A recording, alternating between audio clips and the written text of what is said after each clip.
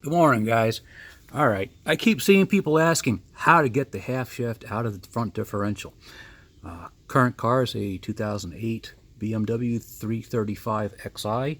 I've already undone the lower control arm, tie rod end, sway bar link, and of course the half shaft center nut. Once that's all undone, you can pull the strut out of the way, put a socket on the end of that axle nut, and tap it out. That's the easy part. What no one seems to show and everyone wants to know is how to get the half shaft stub out of the differential. Let's see if I can get the camera right. I don't do this very often.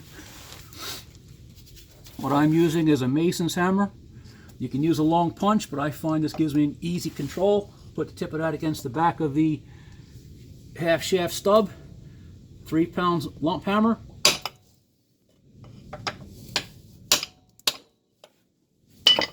And there you have it. It's out.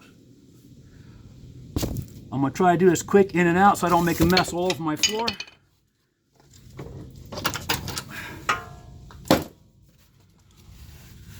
New shaft, I put anti-seize around the spline to hold the snap ring on center. Makes it go in easier. You can use grease as well.